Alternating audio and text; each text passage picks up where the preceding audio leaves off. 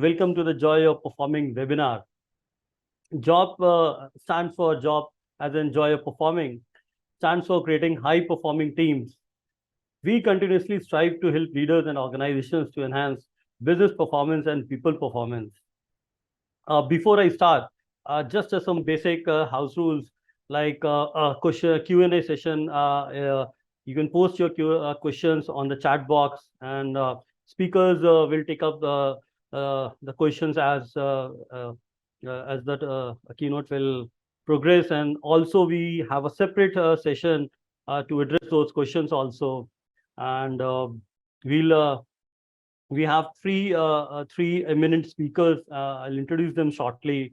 We'll hear from them on the topic, and yeah, that's it. So before I start, let us understand the topic first.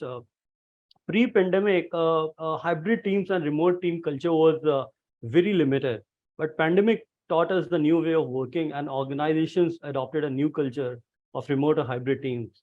And it gave a new challenge to HRs also. How to create a high-performing culture when employees are not present in person. So today's webinar topic, creating high-performance culture in remote or hybrid team, gives us a chance to hear it directly from the experts. So with this, let me welcome our three eminent panelists from three different companies. Ms. Neha Puri, Associate Director, Human Resource Innova Solutions. Mr. Atish Bhattacharya, CHRO from Okaya Group. Mr. Swayam Jaiswal, HR Head, Boodmo. And I'll ask them humbly to introduce themselves briefly one by one. So let us hear it from Neha first. Neha, please briefly introduce yourself and the work that you do. Sure. Good morning, everyone. I'm Neha Puri.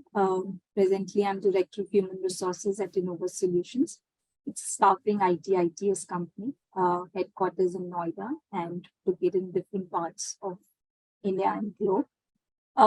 I carry almost 18 plus years of experience with various roles in HR, whether it is business partnering, operations, compensation, and being a diversity facilitator with the ITS companies, which gives a blend of different experience that I carry with me. I'm glad to be part of this panel discussion today on creating a high-performing teams in remote hybrid work, along with other esteemed panel members. And look forward to the discussion today. And I hope the contribution that I try and make today makes a real difference in the lives of our HR people and the organizations. Thank you, Neha. Looking forward. Atish, can we hear from you? Yeah, thanks, Ravi and the entire team for having me here. In fact, delighted to be a part of this panel along with Neha and Swayam. So my name is Atish. I lead HR for a company called Okaya Power. So we are an energy solution company. So you would have heard about brands called Okaya or Microtech. So I lead the HR for them. And typically, we are a brick and mortar company. So largely we are into manufacturing and sales of the goods that we produce. Coming on to my personal front, so I carry almost 19 years of experience and have worked in multiple sectors. So have been part of the construction industry. I started my career as a management trainee with L&T, and then thereafter have been with sales organizations like Airtel, Samsung, and now here.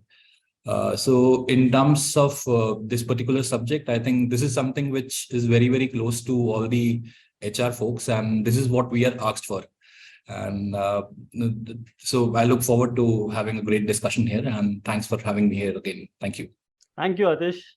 Swayam, let us hear from you. Right. Thank you, Ravi, and good morning to all. So I am Swayam, and it's given me great pleasure to have this opportunity to speak on this topic with all of you present here. I think that we are in an ever-evolving digital age, and especially for this post-pandemic period, and where physical proximity is no longer a defining factor.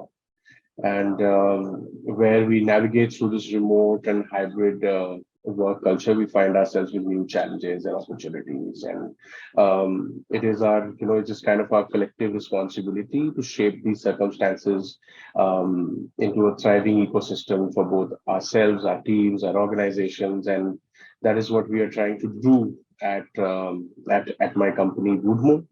So Boodmo is an e-commerce marketplace for automotive spare parts. We function out of multiple geographies in India, and this topic is ever relevant to us. Kind of being in the online space, you never shut down, and it brings a different set of challenges altogether. So looking forward to discussing this, sharing my viewpoints, and getting to know a bit more from everybody here. Thanks. Thank you, Swayam. Thank you. So we have like a power company, Okaya. We have an e-commerce company. We have a tech services company. Can't get better. Thank you, guys. Thank you. So let us now get to the conversation. Neha, I'll come to you. As we've already stated, that pandemic has showed us a new way of working, a remote or hybrid way. So I would like to understand, how did remote or hybrid work change the way organizations used to look at performance? Please share your thoughts. It was a great shift. Prior to pandemic, it was all work from office. And all of a sudden, 3 years back, everything shut down and people were asked to operate from home. Productivity in turn, performance was the topmost priority prior to pandemic as well, and became the topmost concern later on as well. While pandemic showed us the new ways of working, it evoked thought leadership as to how organization will sustain in the new ways of working. So organization saw a shift of performance by input towards performance by output. So instead of focusing on the number of hours that people are putting at work, the focus was shifted to the output as to what is the achievement of the team, because you can't really track how many hours an individual is tracked in, because organizations weren't prepared for it at all in terms of if people are working from home, how do you kind of track the performance of people? So it was more giving employees the freedom of choice to work, to decide when, where, how, and the focus was on real improved performance and the achievement.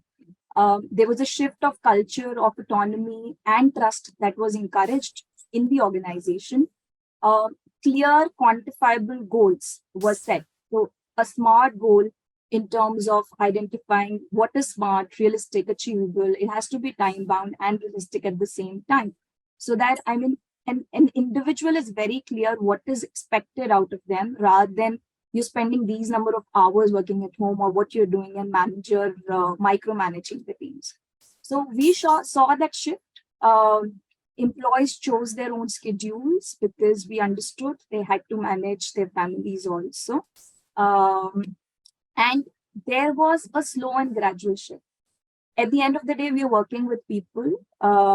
So we had to train our people as well to adopt to that culture, to that mindset shift also, that you have to give space to individuals to ensure them that how do they perform at work.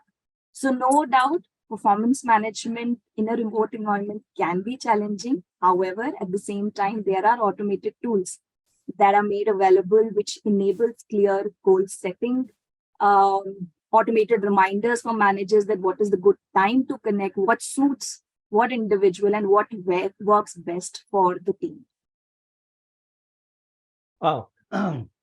Freedom to work or freedom to contribute is a very important area. And what I hear, Neha, is I'll like to tell to my audience that seems Neha has really cracked the performance at the remote or a hybrid workplace. And Neha, we'll come back to you. And interesting thing that you said, and confidence that you showed us, that yeah, it can be challenging, but I think so it is not any more challenge for you. Very nice, very nice. So I like to touch base on the 5 C's, that is communication, coordination, connection, creativity, and culture. And with that, and these 5 C's are all about people performance. So let us understand the employee's point of view. Now, there are 2 points. One is the organization, and what are the employees. So let us understand what are employees' point of view on performance in remote hybrid work. So, Right, certainly, Ravi. So, my thought process in this is actually very, very close to what Neha has just mentioned. The viewpoint on performance these days has continued to evolve in this modern landscape, let's say, for the basis. And there are three at least considerations that you definitely have to think when you see the employee's perspective. One has to be flexibility and autonomy, hands down. I mean, employees greatly value the flexibility and autonomy that remote models provide. And the opportunity to structure your workday in a way that aligns with your personal rhythm is very empowering. And this empowerment, as I've observed, translates into better performance. And as you know, you determine your optimal times of the day to concentrate and to deliver results. The other point is also to do with very closely related to flexibility, but work-life balance. Now, you don't spend a lot of time, commuting, being stuck in traffic, losing all your energy for the day. And whereas you can channelize all this to, improved uh, concentrations, improve work-life balance, and positively impact your well-being and also your job satisfaction from that point of view. And ultimately, this will lead to nothing but better performance in your role and better performance and better outcomes. And when we see these two things together, the employee ultimately has come down to a result focused approach. And this shift of a result focus approach is extremely beneficial, of course, because you move away from, like Neha said, you move away from being evaluated how much time you spent in office being productive or not productive. We don't know this, but now you spend only as much time you are remotely, but you be productive and you really focus on producing high quality outputs and achieving these goals. So this approach encourages the culture of performance, where the focus is on impact and the value of work, rather than the number of hours put in doing something or doing nothing. So these are the 3 points just to kind of summarize. wow, wow. Employee, empower the employees, work-life balance. Yeah, very interesting, very interesting. Atish, I'd like to come to you now. So now we have heard about uh, organization point of view, employees point of view. Now, what is CHRO's point of view? Because CHRO is also a person. HR heads are also the person, and they are at the center of everything, right? And at least at the performance, and when this whole change was happening, they were all expected everything from them in just a click. So, what are your thoughts on that? Right, Ravi, thanks. And interesting one, in fact. So I think this was the first time all the HR folks would have experienced this kind of a thing, okay, going completely remote and connecting and driving things virtually. Coming and specifically from my industry and the kind of people that I manage, okay, so I think this role was very, very not so easy to say, because uh, like the teams that we manage are largely in fields, or they are within a setup where things are getting manufactured. So this entire thing and scenario was very, very new to all the people that were a part of my organization or anybody in the similar industry. So one, the role of the HR, I think we got in between managing the expectations of the management, of driving performance, getting things done, while keeping in mind the employee's perspective also.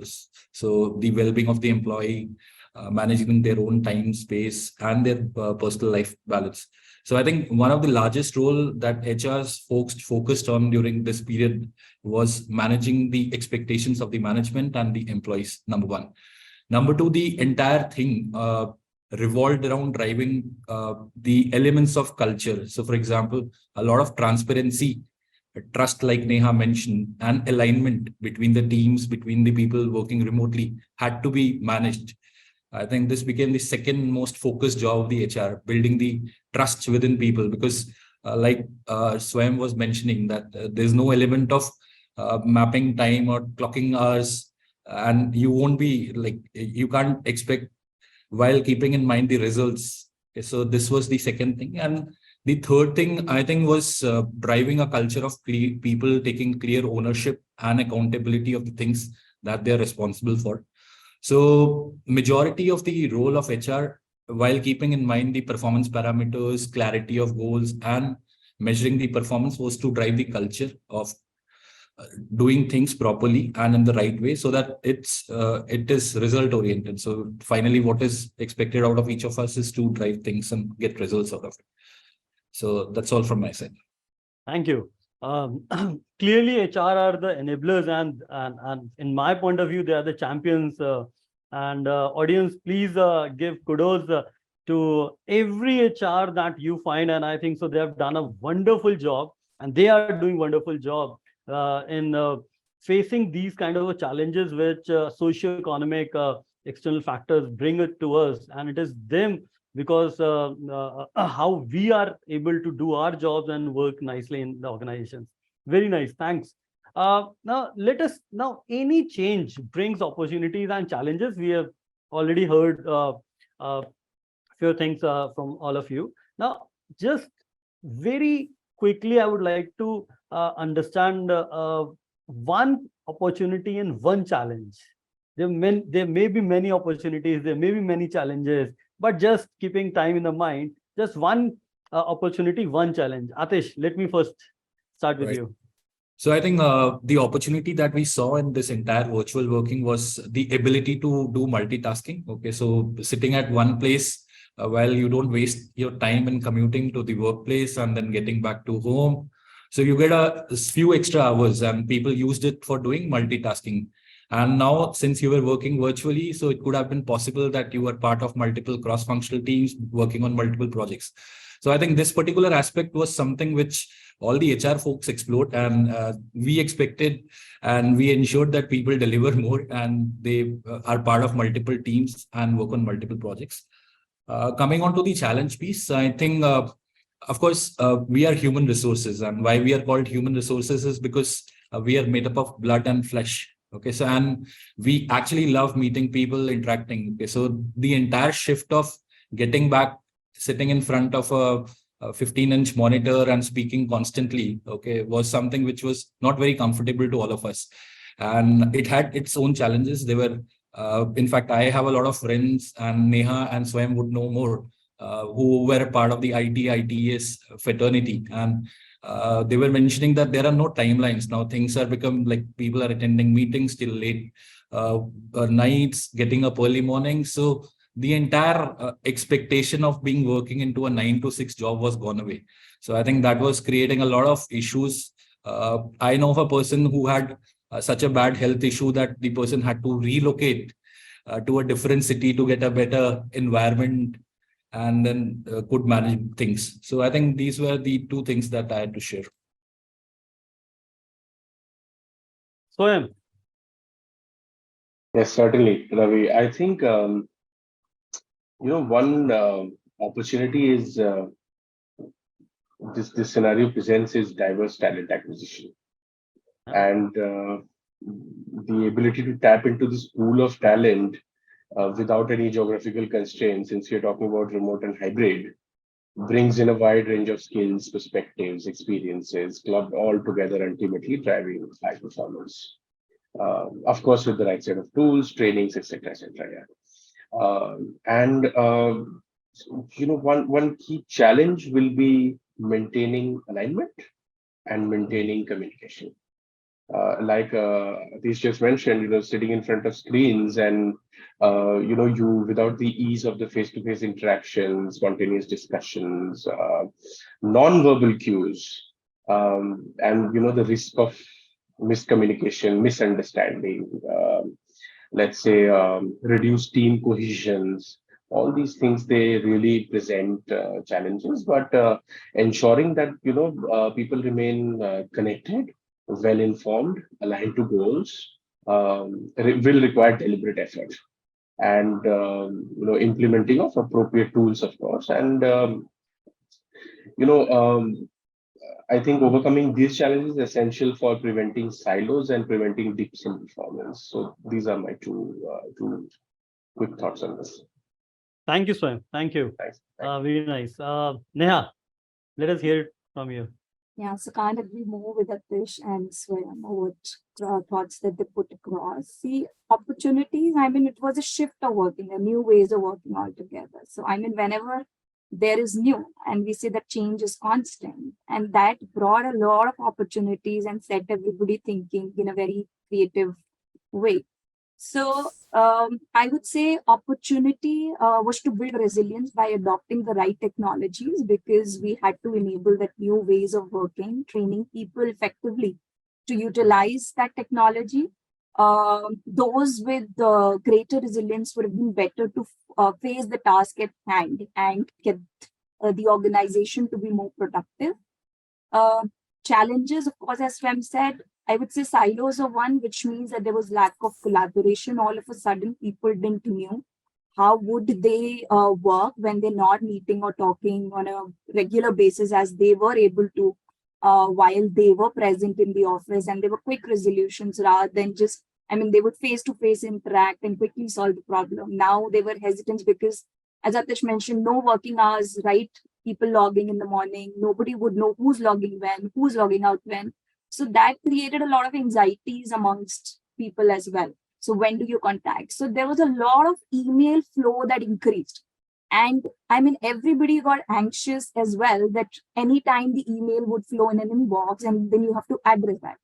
So I think that was a challenge that brought everybody to think that how do you kind of work, because it was altogether a new way of collaboration that organization had to enable. So that created a lot of well-being issues as well in the organization. So HR had to solve another problem of ensuring that the well-being of the organization is maintained as well and people are taken good care of. Yeah. Yeah. Thank you. I believe if we talk about opportunities and challenges, there would be many. I'll ask my audience if you guys want to ask any questions, because there are so many challenges you guys want to talk and want to understand or even want to put forward. So please type in the chat box. Let's move to the next question.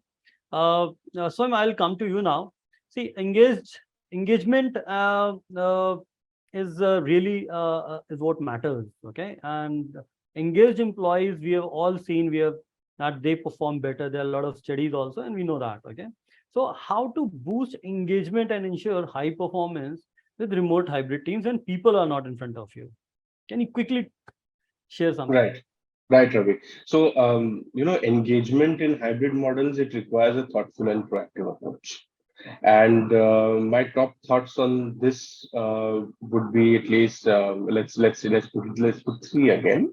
So one would be, of course, goal alignment, ensuring that teams or individuals understand their individual goals, and also they understand how they contribute to the larger team and to the org objectives. And I mean, that is when we are talking about cascading. And we have to regularly revisit and realign these goals, and to keep everyone more motivated and keep everyone on track. So this is number one, engagement. And also, as far as I remember, all the readings on different stuff, goal misalignment is also the top reason for disengagement in the orgs among employees. Number two, in my thought, would be setting clear expectations. So clear outlining of roles, responsibilities, performance expectations is very, very critical. So, when an employee understands what is expected of them and they're equipped with, high quality tools and all the resources to deliver, that is when they keep more engaged with the organizational goals. And third is a regular checking. So, since we are in hybrid and remote models now, conducting regular one-on-ones or team meetings or video calls, or just to maintain that sense of connection and to check progress on goals is very important. Now, these interactions can be best utilized to discuss progress, to discuss alignment, to address concerns, and most importantly, to provide guidance that will, deter any disengagement. Very interesting. Thank you, Swayam. Neha, I'll just like to expand the say what Swayam talked about, like setting up the clear goals, alignment, and regular check-in. So, just can you share some innovative ways that you followed for the remote or hybrid setups? See, very well put across by Swayam. In order to engage employees, this is the key. And a simple and repeated formula for executing your most important priorities is to enhance performance. I believe in one key line that freedom is in the discipline. If you follow couple of disciplines very well, the organization employees will be very well engaged with the organization vision, mission, and the alignment is the key. So the 4 key disciplines that I usually as an HR allow people and give them and tell them that this is how you could align to the bigger goals of the organization and contribute to organization successes. Identify those wildly important goals. What are those 20% of the goals that create 80% of impact in the organization? The rest are, of course, your BAUs that you have to do, which you are hired for. But what are those key goals that will make a major difference and contribution to the organization goals? Now, in order to achieve those wildly important goals, what are those lag measures that you kind of identify, which helps you achieve that bigger goal? While you are away and you are working in the hybrid setup, there has to be a team's and an individual scoreboard, because it is said that something that is visible right in front of you is easily achievable. I follow it at home as well with my child also, that you have your goal in front of you and you will aim to achieve that goal. So how is technology supporting that scoreboard in front of you, which is visible in discussions in the team? And that's how the 4 discipline, that's how you build the cadence of accountability, by ensuring that you're making each individual in your team accountable rather than telling them and nudging them and again that this is what you have to do. Because at the end of the day, there is clarity of goals or clarity of thoughts that what is it that you have to achieve. Every individual gets hired for working, and there are no personal motives to be working in the organization, but it is for a goal that you're working. So if it's very well, clearly articulated, defined, smart, and you know how is it that you have to achieve, and you are having weekly cadence calls in the teams and you're making each other accountable, that what is it that you did? Do you need any support from the extended team? Is there anything as manager that I can help you with? If you're able to set that cadence of accountability, I think it helps solve a bigger problem. Thank you, Neha. It cannot get better. You covered briefly Pareto principle. I loved your analogy of the child, how to put it in front of him, his or her goal. And I think so that's very important. Put the scoreboard right in front of you, and it cuts all the noises, I believe. Yeah, that's very important. Yeah. Very quickly, Atish, sometimes what I have seen that the teams can also surprise you, though we all are doing round the clock work on performance, trying to solve everything, but there is a team that surprises you with their efforts and with their performance. Have you come across such an experience? Would you like to share? Atish, you are on mute, please. Right. So I think I would want to share 2 instances. Okay, these are very, very deeply engraved in my head now. Okay, one was when we experienced the first pandemic, and that was the time when we were at the full peak of our appraisal cycle, and we were just about to close it, and then the lockdown happened, and all of us were completely clueless then what to do. So I think this is when the entire team of mine roped in, and they did a great job. Okay, so in fact, we utilized. So everybody was talking about performance dashboard. Neha talked about individual scoreboards.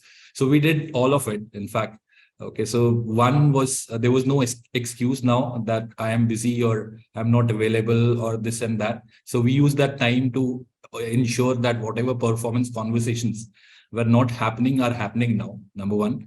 Number two, we also ensure that this time is being utilized for all your discussions, feedback, skip levels, and understanding and alignment of performance. Okay, so the entire appraisal cycle, whatever 10-20% of the population we were missing out on this, we ensured that we do 100% of it now. And the third thing, which Neha also mentioned, is having a scorecard in front and having discussions around it.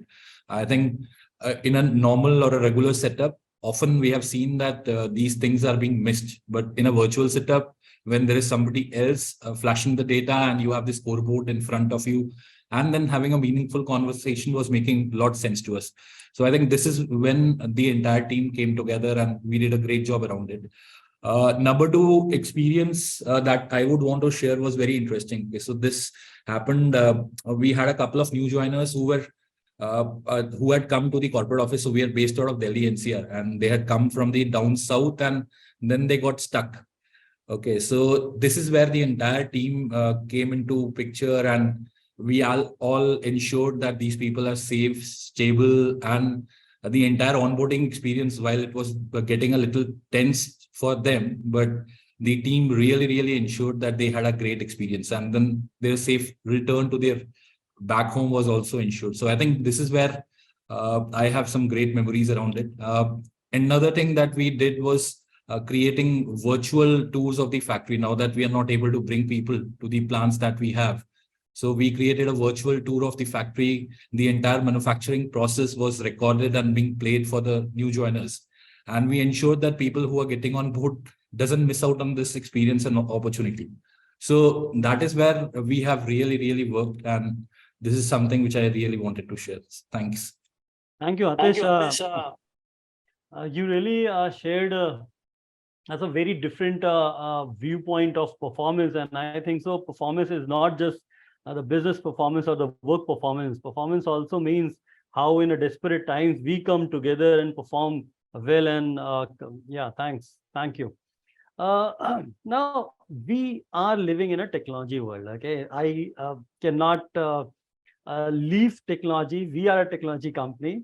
So, Atish, what is your expectation from technology in enhancing the performance? Because we are listening that yeah, we should have right tools, we should have right processes, systems. Okay, but what are your expectations? Can we hear briefly? Right.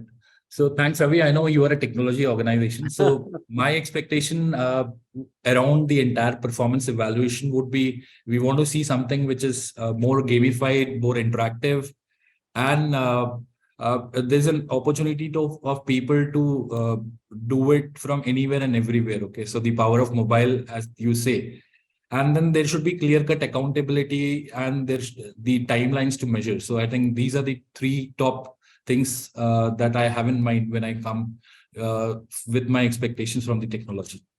Okay. Keep it simple, keep it gamify. Yeah, that's very important. Yeah, thank you. So Neha, technology has made it very easy to set up. We already have a lot of tools to, we are now remote. Okay, a webinar is happening remote. So how about performance? Has technology made it easy or not? Of course, yes. I mean, without technology, as I mentioned, I mean, if you have a scoreboard in front of you, which is technology based and is updated before your review meetings, it helps the team to make a data-based decisions, right? Helps, I mean, in terms of rewards within the team as well, it kind of makes line managers' job very easy, that you're not discriminating amongst your team members, and you're rewarding as per the performance, and it is clear, visible in front of you. So of course, it helps managers take database decision. It helps in the continuous feedback in the right way, helps create the right kind of performance development plans at the right time rather than waiting for the end moment and telling at the end of the year basis your thought process and biases that happened at the last moment and not evaluating the full year clearly. And so, I mean, there are biases that creeps in at the end of the year, which is called recency biases. So, I mean, you would always remember the things that had happened at the last moment of the year. But if there are right tools available for tracking performance, at least, and if they're tracked very well, you would be able to see idealistically as a manager that what has the entire year for that individual. Were there any impacts which let the performance down of an individual?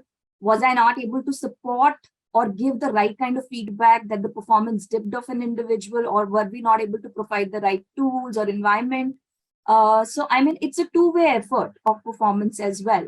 An individual may want to perform, but as organization, are we giving the right environment? Are we setting the right goals? So definitely technology helps a manager for the performance of an individual also, and then in turns impacts the performance and the productivity of the organization. Thank you. Thank you. Very well said. Swayam, now you are at the center stage. You are using technology to grow your business also. Okay. Now, is there a technology overload for employees? What are their expectations from current technology solutions? When we go and talk to people, we at times we are using so many systems, blah, blah, blah, all that.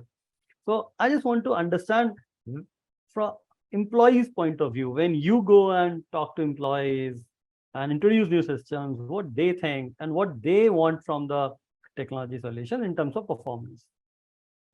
Got it, Ravi. So, it greatly depends on the organization and the decision maker to choose technology wisely.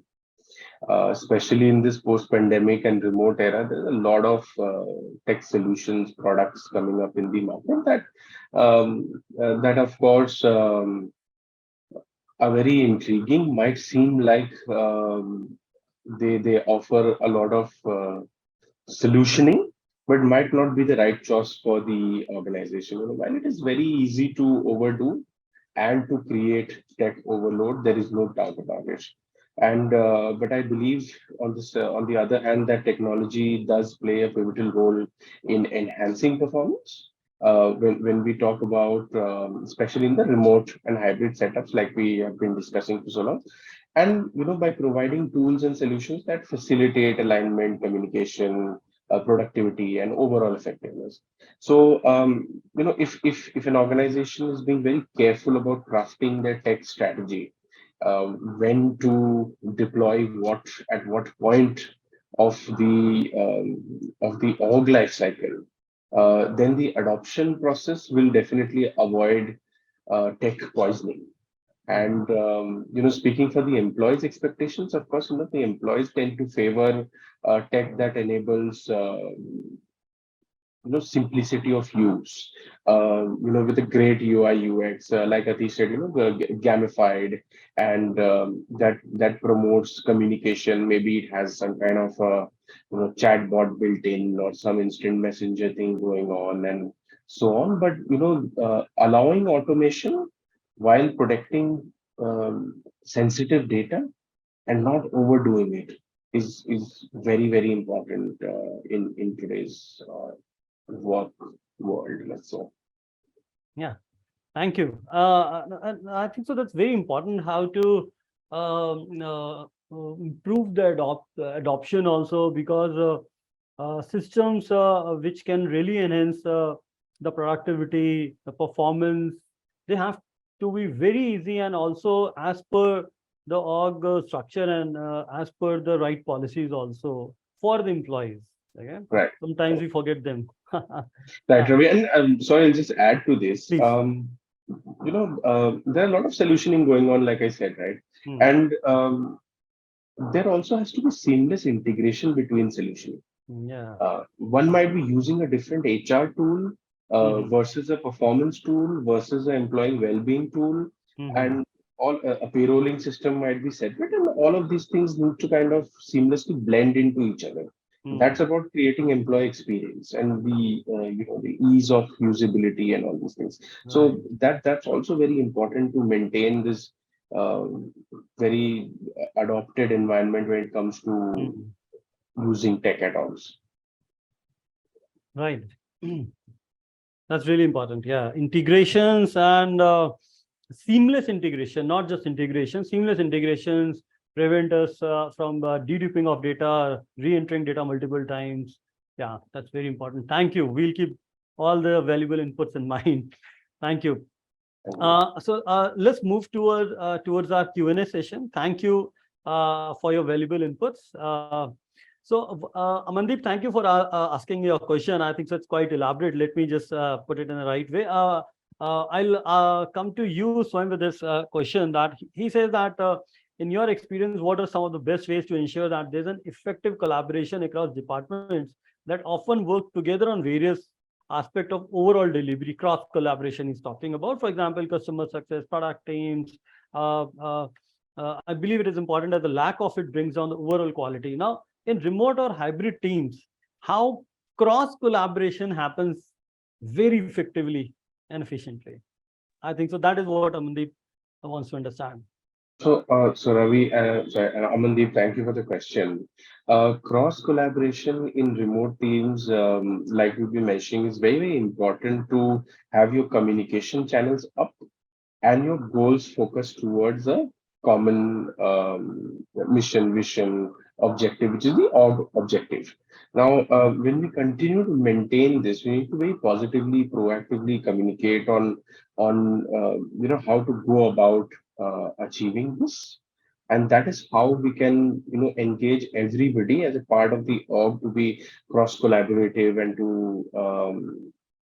and to also kind of keep moving towards what the org desires. This is not only benefiting the organization, but also at an individual performance level, keeping employees motivated and engaged with each other.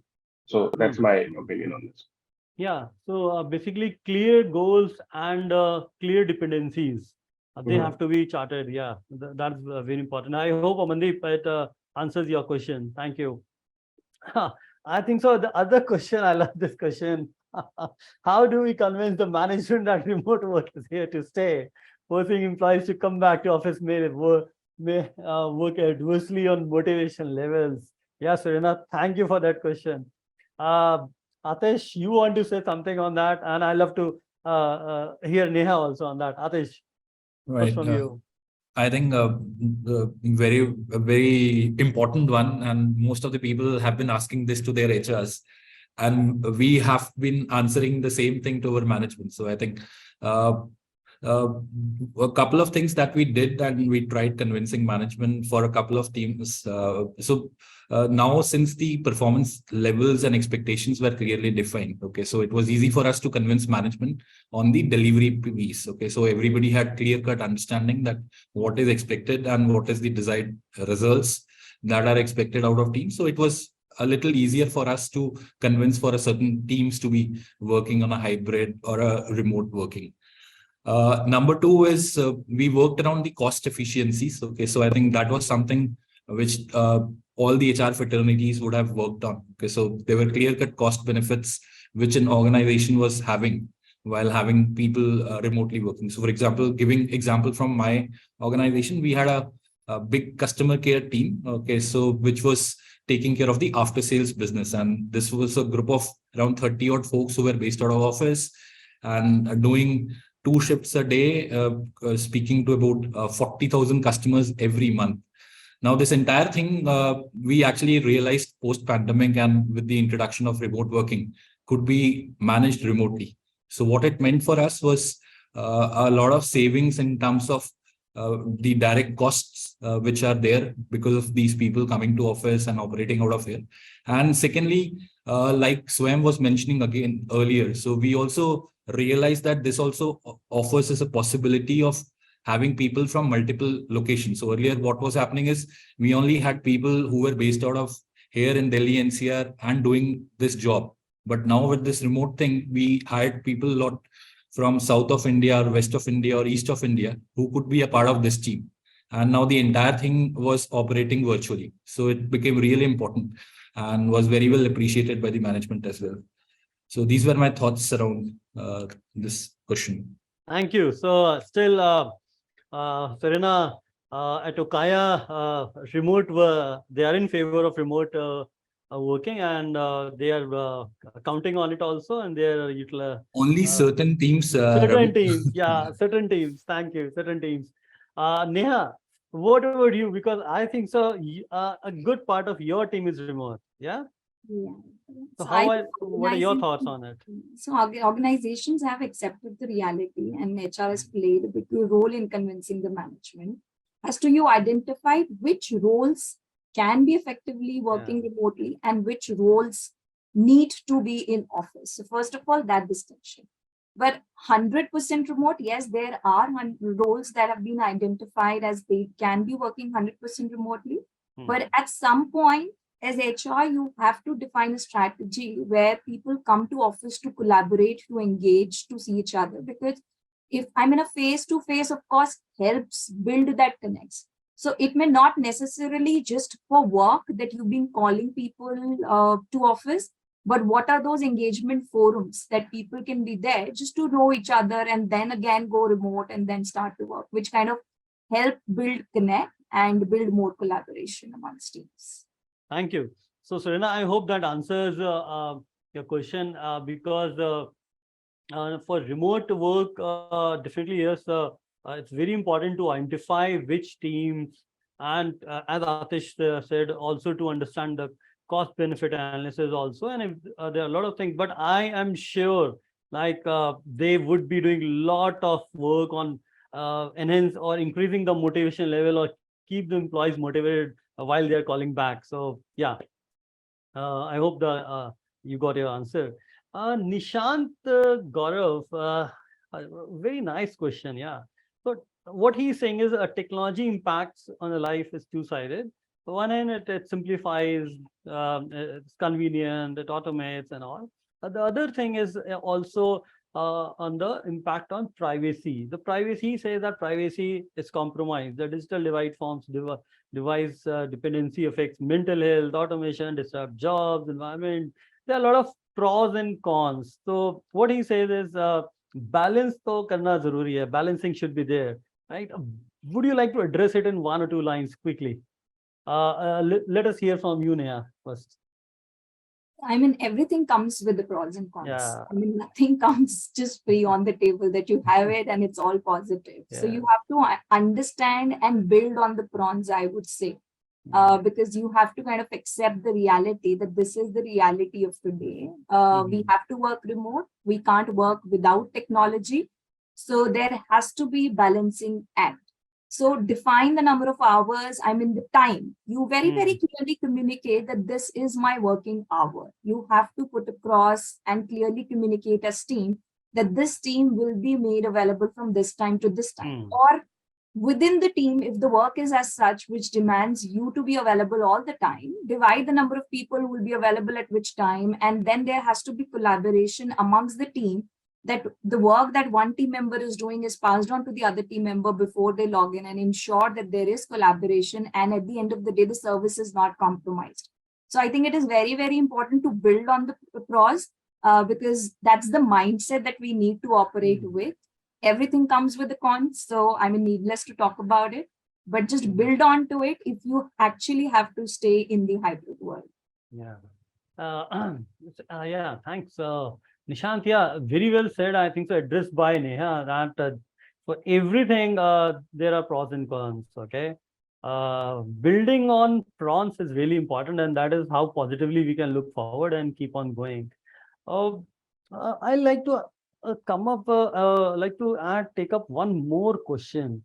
How we can forget AI, right? How we can forget that? Okay, a lot of disruption is going on and would be there. So, is there any way AI can help HR to manage hybrid or remote teams? So, let us not just, for once, let us not just limit ourselves to the hybrid or remote teams. Let us understand how AI can help HR in overall performance. What are your thoughts? Can we hear? Atish, let's start from you. Yeah. So, Ravi, what we have realized is AI is going to impact, and we've actually accepted it, and I think it's really really working well. So, a couple of areas that we have introduced AI or tech or uh, technology is around the entire onboarding piece. Okay, so I think Oh, that great. is where a lot of efforts or a manual efforts were getting used. So technology is really really helping now. A lot Mhm. of people are joining remotely at multiple locations, so the entire tech is helping out there. Number two is around the organization that you represent. Okay, so I think that is also helping us to have decisions taken based on data and data, like analyzing data on a real time. So I think that is something which was not very very acceptable till about 2 3 years ago, but now I think that has become the need of the hour. Third, as the entire shift of HR has now focused or got shifted towards analytics. Okay, I think Mhm. now the HR folks have started looking at data in a more meaningful way and Mhm. have been trying to do multiple things. So all of us are aware of chatbots which interact with people, keep them engaged. There are early predictors of attrition or red flags when people are disengaged. The entire engagement that happens with these surveys and a constant uh, interactions with the employees have really made our life a little easier, in fact. And I think now we are able to focus on our better, on the more meaningful or the meaty jobs of HR, which is going closer to people and ensuring that they are delivering on what is expected and focusing on their performance and careers. Wow. So you already started adopting AI and it's making your life easy. Wow, that's really it's Swayam. How AI is Um, helping you? Ravi, I have a very different viewpoint on AI, and I'm very critical of it at the moment. So, whereas a large part of the population of the world still cannot put a dark straight line in between AI and machine learning, and that is where one first challenge that I see. But yeah, I agree with a lot of points that Atish has mentioned here. So. One could be, performance monitoring and analytics. Now we have these tools that we have got going on, and with the integration of AI, we can really track if any part of your objective or your key result is requiring you to pay more attention to, or how you could, do better with any particular one of these key result areas, right? That's one thing. So it's got to do with predictive analytics, like Hmm. Atish mentioned. The other important thing that needs to be mentioned when we talk about managing hybrid remote teams is to do with employee well-being. Now, Hmm. well-being as a topic is discussed far too much than it should be, I believe. But um, it's important to keep these check-ins. Now, I recently also came across a tool, just as an example, where this AI tool does continuous check-ins with employees, and it's integrated with one of the instant messaging tools that widely used in all organizations. Now, this is asking you simple questions, reading your answers, perhaps trying to understand what your frame of mind is, and then suggesting you some, let's say, some meditation, some yoga, some time off, something else. So it is evolving. I do not think that it's time to rely on them completely, because it's also widely discussed if AI is going to replace a job, but that's not going to happen any soon. And but yes, it's good to have at this point in time. I don't think that it can really make an input without, really make an impact without human input. Thank you. Thank you. So what I hear is be critical to it, and it's good to have, not must to have, and do not forget the human inputs. Thank you. Neha, very quickly, let us understand from you. What are I your think thoughts? Atish, yeah, and Sam have covered remark, but I'll just say one thing. AI is important, no doubt about it in today's world, but empathy equally comes with a human touch. Yeah. So that is the key. I mean, if you connect, if you are able to understand, if you're able to empathize with your employees, that's the key. So, I mean, there has to be a blend of two. HR can't reach out to everyone at the same point in time to understand the pulse. So AI enables HR to be more effective, to be more empathetic. Thank you. Thank you, Neha. That brings us to the end of the session. And I think so I've enjoyed the session thoroughly. And we have got I think so AI cannot be covered in just a few minutes. I'm really looking forward to have another webinar on just AI, how AI is helping us in performance, in HR, analytics, and a lot of other stuff. Yeah, I got that. I'm super excited. Thank you, guys. Today, I think so. What we have covered is my audience has got the flair of how remote or hybrid working is happening. What are the challenges? And I'm really excited to see that how now HR fraternity has come up with the whole remote or hybrid challenges, and they are really looking forward how uh, uh, they are coming up with more what do you say structural way of doing it, analyzing the cost benefit analysis of the whether or not remote or hybrid work should continue, how to even engage people in the remote places, how to keep bring that objectivity in the whole subjectivity, which we always say, how to set up those clear goals, clear dependencies, and how to even uh, without technology, I think so today it is not possible to move on. So how we can utilize technology at optimal level so that employees also do not get overburdened, because technology sometimes can be overwhelming also. And yeah, and at the end also we saw that how AI is helping us. What are our esteemed panelists thinking on the AI? What are their viewpoints? You hear that though we should look forward to AI, but we should also have that critical thinking. And as Neha rightly closed it, that without empathy, nothing is possible.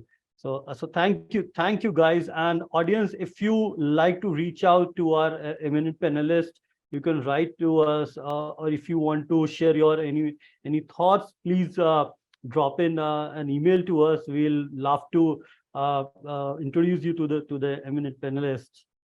So thank you all. Thank you, Swayam. Thank you, Neha. Thank you, Atish, and thank you, audience, for your time on this Saturday morning.